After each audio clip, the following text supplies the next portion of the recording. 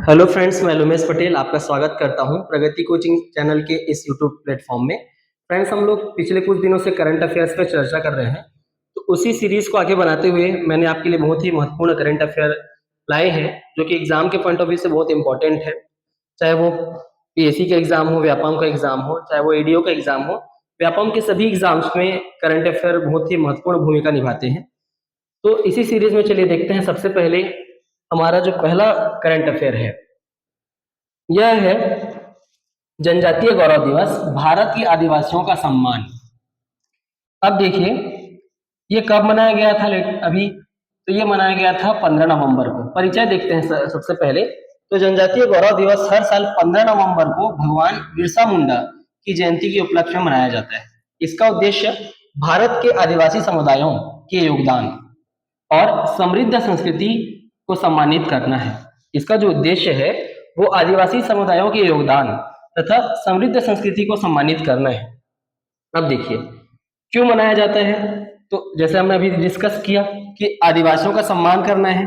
यह दिवस आदिवासी समुदायों के भारत की विविधता में योगदान को स्वीकार करता है, क्योंकि आपको पता है कि भारत में की जो विशेषता है वो क्या है, विविधता में एकता। देखिए आदिवासी नायकों को याद करना, बिरसा मुंडा, तंजोर साठाई, गोविंद गौड़ जैसे स्वतंत्रता सेनानियों की वीरता का स्मरण करने का अवसर है यह दिन। और नेक्स्ट है आदिवासी संस्कृति को बढ़ावा देना, आदिवासी कला, संगीत, परंपराओं को प्रोत्साहित करने का माध्यम है यह।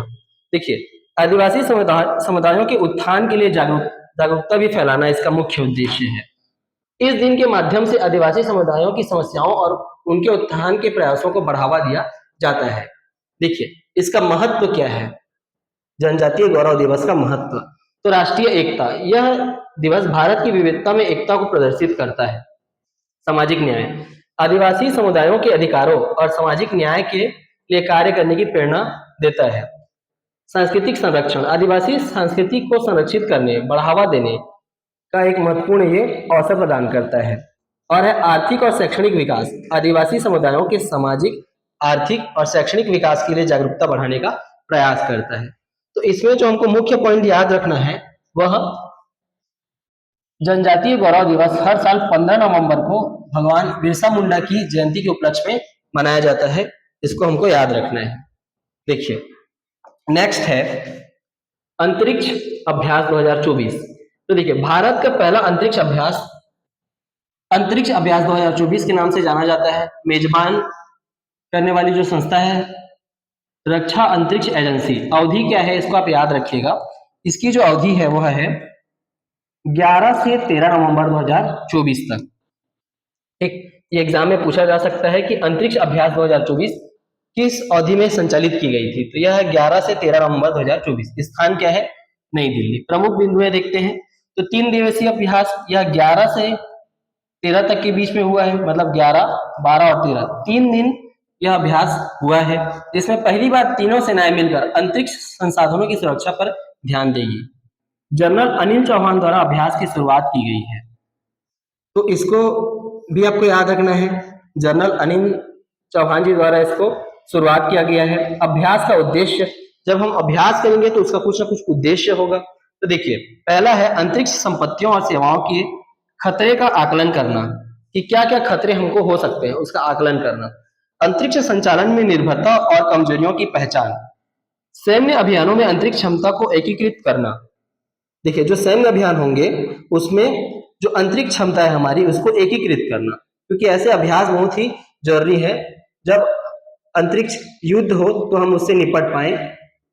अब देखिए प्रतिभागी, तो रक्षा अंतरिक्ष एजेंसी और संबंधित इकाइयां जैसे कि थल सेना, नौसेना, वायुसेना।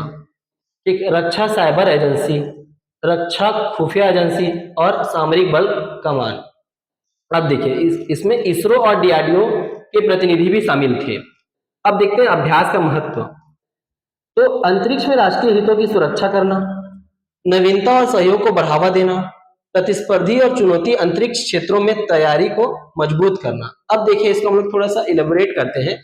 तो अंतरिक्ष में राष्ट्रीय हितों की सुरक्षा करना, देखिए अगर हम अपने जल की, थल की सेना जो है वो सुरक्षा करती है, जल और थल दोनों की, तो अंतरिक्ष भी एक महत्वपूर्ण फैक्टर है जिससे हम अपने राष्ट्रीय हितों की सुरक्षा कर सकते हैं, क्योंकि आने वाला जो दौर है वो जल और थल के अलावा अंतरिक्ष में भी लड़े जाने वाले युद्ध का दौर है। अब देखिए, नवीनता और सहयोग को बढ़ावा देना, ठीक, जो परस्पर सेनाएं हैं वो परस्पर एक दूसरे से कोऑर्डिनेट करके काम कर सके, यह इसका महत्व है।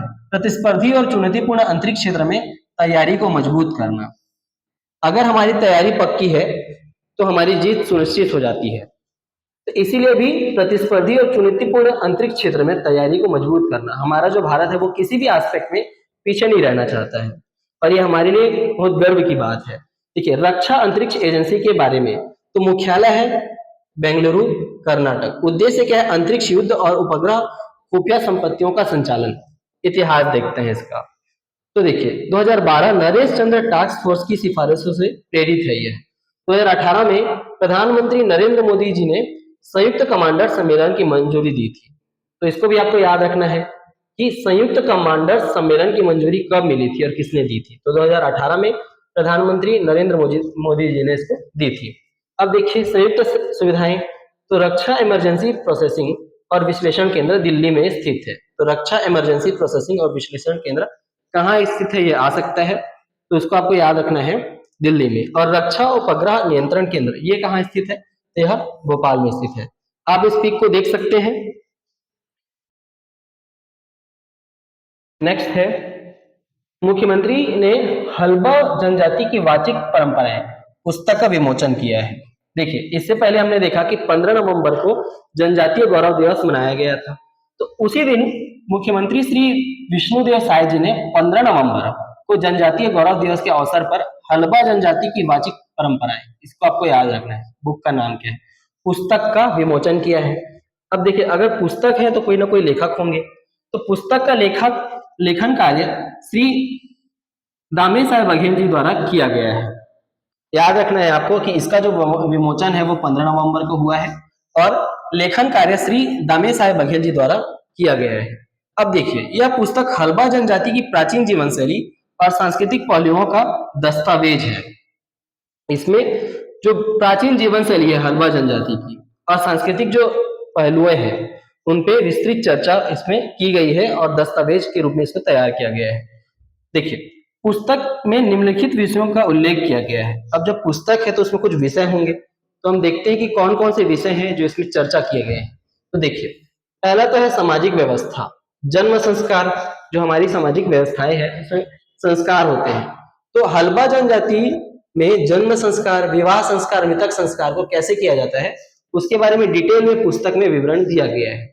अब देखिए, धार्मिक परंपराएं, तो देव संस्कार, रीति रिवाज, देवी देवताओं की मान्यताएं, इन सब के बारे में भी बुक में दिया गया है। सांस्कृतिक धरोहर, मौखिक कला साहित्य, लोक किंवदंतियां, ऐतिहासिक और पुरातात्विक धरोहर के बारे में बताया गया है। औषधीय ज्ञान, तो जड़ी बूटियों की जानकारी, महान विभूतियां, जो जनजाति की महान हस्तियों का जो योगदान है उसके बारे में डिटेल में इसमें बताया गया है। तो यह पुस्तक आदिवासी समुदाय के जीवन, संस्कृति और परंपराओं को संरक्षित समझने में महत्वपूर्ण योगदान प्रदान करती है। इसमें जो हमको मुख्य पॉइंट याद रखने हैं, क्योंकि हम सबको तो याद नहीं कर सकते, तो हमको ये याद रखना है कि हल्बा जनजाति की वाचिक परंपराओं के लेखक कौन है ये बुक के, तो श्री दामे साहब बघेल जी हैं। पुस्तक का विमोचन सूबे के मुख्यमंत्री श्री विष्णुदेव साय जी द्वारा किया गया है। डेट याद रखेंगे 15 नवंबर। 15 नवंबर को क्या क्या था स्पेशल दिन, तो यहाँ पे था जनजातीय गौरव दिवस। उस दिन पे इसको क्या किया गया है, लॉन्च किया गया है। और ये जो बिंदुएं हमने अभी चर्चा की हैं ये सारी बिंदुएं उस बुक में निहित हैं। अब हम नेक्स्ट देखते हैं, भारत अंतर्राष्ट्रीय व्यापार मेला, इंडियन इंटरनेशनल ट्रेड फेयर। इसमें जो मुख्यतः हमको याद रखना है कि इसका डेट कब से कब तक है, तो नवंबर 14 से 27 नवंबर 2024 तक। इसको आपको याद रखना है कि इस दिनों के भीतर इंडियन इंटरनेशनल ट्रेड फेयर का आयोजन किया गया था। हिंदी में इसका होगा नाम भारत अंतर्राष्ट्रीय व्यापार मेला, Indian international trade fair, Bharat अंतर्राष्ट्रीय व्यापार मेला का यह 43वां संस्करण है जो 14 नवंबर को नई दिल्ली में भारत मंडपम में इसका आयोजन हुआ है। ठीक है, आपको इसमें मुख्य पॉइंट जो है वो याद रखने हैं कि यह 43वां संस्करण का है और 14 नवंबर को नई दिल्ली में भारत मंडपम में आयोजित हुआ है। और देखिए इसका जो है विषय क्या है, जो विषय है वो है 2047 तक भारत को विकसित बनाना है। तो 2047 तक हमने विकसित राष्ट्र का जो सपना देखा है उसको हमको साकार करना है। तो इस वर्ष का जो फोकस राज्य झारखंड है, जबकि बिहार और उत्तर प्रदेश भागीदार राज्य है, बिहार और उत्तर प्रदेश। तो इसका जो फोकस राज्य है ना, वो है झारखंड है। देखिए तो मेले का उद्घाटन केंद्रीय वाणिज्य एवं उद्योग मंत्री पीयूष गोयल जी के द्वारा हुआ है। ठीक, इसको आपको याद रखना है, इसका फुल फॉर्म भी आपको याद रखना है, इंडियन इंटरनेशनल ट्रेड फेयर। अब हम देखते हैं कि ये आयोजित क्यों किया जाता है, क्योंकि आयोजित करने के पीछे कुछ ना कुछ उद्देश्य होगा। तो भारत अंतर्राष्ट्रीय व्यापार मेला आयोजित किया जाएगा जिसमें भारत और दुनिया भर के उत्पादों की रंगारंग प्रदर्शनी देखने को मिलेगी। इसमें प्रदर्शनी लगी होती है, आप उस चित्र के माध्यम से देख सकते हैं। तो देश के सबसे लोकप्रिय व्यापार आयोजनों में एक है, मतलब जो व्यापार आयोजन होते हैं उसमें सबसे लोकप्रिय में से एक है ये। तो IITF उन कंपनियों, प्रदर्शकों और पर्यटकों को आकर्षित करता है जो नए आविष्कारों, शिल्प और वस्तुओं के बारे में जानने के इच्छुक है। इस वर्ष का विषय भी आपको याद रखना है, vocal for local, local to global, है ना। वोकल फॉर लोकल और लोकल टू ग्लोबल इसका विषय है। स्थानीय उद्योगों को बढ़ावा देने और वैश्विक व्यापार संबंधों का विस्तार करने में भारत के प्रयास पर प्रकाश डालता है, जो ये IITF है। ठीक, तो आपको इसमें जो याद करने वाली चीजें हैं वह है 43वां संस्करण, ठीक, 14 नवंबर को आयोजित हुआ है। इसका उद्घाटन पीयूष गोयल जी द्वारा किया गया है। ठीक, और जो फोकस राज्य है वह है झारखंड। और विषय हमको याद रखना है vocal for local, local to global. Next देखते हैं, मणिपुर में AFSPA अर्थात arm force special power act पारित किया गया है, लागू हुआ है। तो देखिए मणिपुर के 5 जिलों में 6 थानों में, है ना, मणिपुर के 5 जिलों के 6 थानों में सशस्त्र बल विशेष सुरक्षा अधिनियम, इसका फुल फॉर्म है arm force special power act, फिर से लागू हुआ है इसमें। देखिए यह अधिनियम 31 मार्च 2025 तक प्रभावी रहेगा। तो यह गृह मंत्रालय ने गुरुवार को इस संबंध में आदेश जारी किया है। ठीक, तो ये एक्ट का जो आदेश है वो गृह मंत्रालय करता है। अब आपको ये मन में ये सवाल आ रहा होगा कि ये है क्या और इसको क्या ऐसा कारण पड़ता है, क्या ऐसे वजह पड़ती है कि इस एक्ट को लागू किया जाता है। तो देखिए इसमें क्या है, यह अधिनियम 1958 में भारत की पूर्वोत्तर राज्यों में बढ़ती हिंसा के जवाब में लागू किया गया है। जो पूर्वोत्तर राज्य है उसमें जो बढ़ती हुई हिंसा को कम करने के लिए या फिर उनको पूरी तरह से दबाने के लिए यह सशस्त्र बलों को निम्नलिखित शक्तियां प्रदान करता है। ये जो AFSPA एक्ट है वो तो कानून के विरुद्ध कार्य करने वाले किसी भी व्यक्ति को मारने का इसमें अधिकार देता है। बिना वारंट के किसी भी परिसर में गिरफ्तारी और तलाशी लेना, केंद्र सरकार की मंजूरी के बिना अभियोजन और कानूनी मुकदमों से सुरक्षा सुनिश्चित करना। देखिए अब क्योंकि देश की रक्षा सर्वोपरि है तो ये सारे इस एक्ट में ये सारे प्रावधान है, इसको आपको याद रखना है। देखिए यह नियम केवल तभी लागू होता है जब देश के सामान्य कानून हिंसा से उत्पन्न असाधारण स्थिति से निपटने के लिए अपर्याप्त हो। मतलब जो सामान्य हमारा स्थिति, असाधारण स्थिति उत्पन्न हो जाता है और जो सामान्य कानून है इस हिंसा से नहीं निपट पाती है, तो उसके लिए इसे लागू किया जाता है। और यह तभी लागू होता है जब पुलिस क्षेत्र में हिंसा निपटारे में असमर्थ हो और हिंसा से लड़ने और देश की क्षेत्रीय अखंडता को बनाए रखने के लिए सशस्त्र बलों की आवश्यकता हो। मतलब को अगर हिंसा बहुत ज्यादा बढ़ गई हो और सामान्य कानून से उसको हम लोग डील ना कर पा रहे हो, ठीक, और जब पुलिस क्षेत्र में हिंसा को निपटने में असमर्थ हो तो इस एक्ट को लाया जाता है।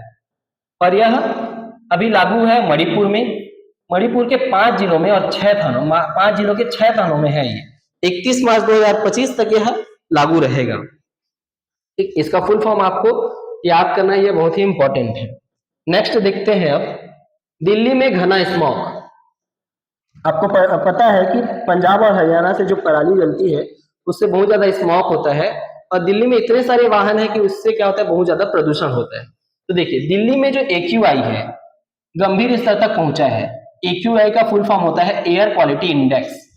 ठीक, तो नासा ने अमेरिकी वैज्ञानिक हिरेन जेठवा की सैटेलाइट इमेज साझा की। तो एक वैज्ञानिक है हिरेन जेठवा की जो सैटेलाइट इमेज है उन्होंने साझा की थी कि दिल्ली में जो घना स्मॉग छाया है उसके इमेज इसने इन्होंने क्या की थी, जारी की थी। तो एक्यूआई का मतलब होता है एयर क्वालिटी इंडेक्स। तो यह एक दैनिक उपकरण है जो रिपोर्ट करता है कि हवा कितनी साफ या प्रदूषित है, कि हवा कितनी साफ है या प्रदूषित है, यह रिपोर्ट करता है। और प्रदूषित हवा में सांस लेने वाले संभावित स्वास्थ्य पर प्रभाव क्या पड़ता है, ये भी इसका इंपॉर्टेंट फैक्टर है। तो एक्यूआई एक पैनल पैमाने के मुख्य मूल्य पर आधारित है जो सभी निगरानी के लिए किए गए प्रदूषकों के स्तर को जोड़ता है। ठीक, ये बहुत सारे पैरामीटर्स हैं उनको देखता है और एक संख्यात्मक रूप से हमको प्रदर्शित करता है। जैसे आप देख सकते हैं कि 0 to अगर 50 एक्यूआई है तो गुड है, 50 to 100 मॉडरेट है, 100 to 150 unhealthy for the suspensive groups, जिनको सांस लेने में दिक्कत होती है ना, अस्थमा है, तो उनके लिए ये क्या होगा, अनहेल्दी होगा। ठीक है, 150 to 200 ये अनहेल्दी है ना, 200 to 300 ये वेरी अनहेल्दी है, और ये हैजार्डस है अगर वो 300 से ज्यादा हो गया तो देखिए आप यहाँ देख सकते हैं कि दिल्ली में कुछ रिपोर्ट्स हैं कि ये 300 से ज्यादा क्या 500 से भी ज्यादा हमको देखने को मिल रहे हैं। ये हमारे लिए बहुत ही चिंता का विषय है कि राजधानी में भी ऐसे जो एयर क्वालिटी है वो निम्न स्तर तक पहुंच गया है। अब देखते हैं नेक्स्ट, यह रक्षा से संबंधित है। तो स्वदेशी गाइडेड पिनाक वेपन सिस्टम का सफल परीक्षण किया गया है।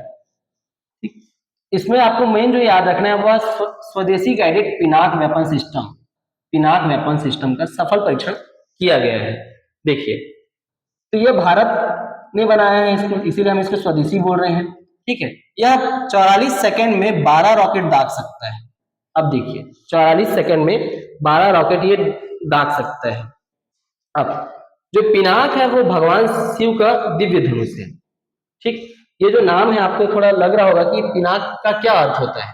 तो पिनाक क्या है, भगवान शिव जी का दिव्य धनुष है, और श्री राम ने जनकपुर में इसी धनुष को तोड़ा था। जब सीता माता का स्वयंवर हो रहा था तो श्री राम जी ने जनकपुर में इसी धनुष को अर्थात पिनाक को तोड़ा था। इसमें आप देख सकते हैं कि पिनाका वेपन सिस्टम। ठीक, तो उसको आपको याद रखना है कि ये 44 सेकंड में 12 रॉकेट दाग सकता है, और ये पूरी तरह से क्या है, स्वदेशी मिसाइल है ना, स्वदेशी वेपन सिस्टम है। अब देखते हैं विजिंजम तट पर सी रेंचिंग योजना। अब ये विजिंजम हमको लग रहा होगा कि ये किसी दूसरे देश का है ना, लेकिन यह है केरल में। आप इस मैप के माध्यम से देख सकते हैं। इस योजना का उद्देश्य क्या है, मछुआरों की भलाई करना। ठीक है, और इस योजना के तहत 20,000 पंपानो मछलियों के बीच छोड़े गए हैं। पंपानो जो है वो मछली की एक प्रजाति है, इसमें 20,000 जो पंपानो मछलियां हैं वो इस तट पर छोड़ी गई है। अब देखिए सी रेंचिंग या ओशन रेंचिंग मछली की आबादी को बढ़ाने और समुद्र की स्थिरता को बनाए रखने की एक सरकारी नेतृत्व वाला तरीका है।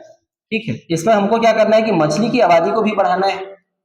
कि अगर हम क्या करते हैं, बहुत ज्यादा फिशिंग करने लगेंगे तो मछलियों की आबादी धीरे धीरे क्या होगी, कम होने लगेगी, जिससे कि मछुआरों के आर्थिक स्थिति पर भी प्रभाव पड़ेगा। तो इसीलिए हम क्या करते हैं, सी रेंचिंग यहाँ पे करते हैं। अब देखिए समुद्र की स्थिरता को भी बनाए रखेगा, क्योंकि मछली इकोसिस्टम का एक बहुत इंपॉर्टेंट पार्ट है। देखिए, तो इसमें नियंत्रित वातावरण में पाली गई मछलियों को समुद्र या झील में छोड़ा जाता है। ठीक है, अब इसमें देखिए इससे मछली पकड़ने वाले जो समुदायों को दीर्घकालिक संसाधन मिलते हैं। ठीक है, अब देखिए इसीलिए हमने क्या करा है, 20,000 पंपानो मछलियां इसमें छोड़ा है। अब देखिए ये कहाँ स्थित है, तो यह स्थित है केरल के तिरुवनंतपुरम शहर के करीब 14 किलोमीटर दूर है। यह बंदरगाह तिरुवनंतपुरम हवाई अड्डे से 15 किलोमीटर के दायरे में है। और यह बंदरगाह, ये इंपॉर्टेंट है, आपको इसको नोट करके रख लीजिएगा ये, कि यह बंदरगाह भारत का पहला गहरे पानी वाला ट्रांसशिपमेंट टर्मिनल माना जाता है। तो यह भारत का पहला गहरे पानी वाला ट्रांसशिपमेंट टर्मिनल माना जाता है। तो यह हमारा लास्ट था जो करंट अफेयर था। इसके आगे भी हम ऐसे वीडियोस लाते रहेंगे। मुझे आशा है कि आपको ये वीडियो पसंद आया होगा। इस वीडियो को अधिक से अधिक शेयर करेंगे और लाइक करेंगे। कुछ भी डाउट होगा या फिर आपके जो सकारात्मक जो सलाह होंगे, उसके लिए मैं सदैव आपका तत्पर रहूंगा सलाह के लिए। तो वीडियो को अंत तक देखने के लिए बहुत बहुत धन्यवाद। आपका दिन शुभ हो।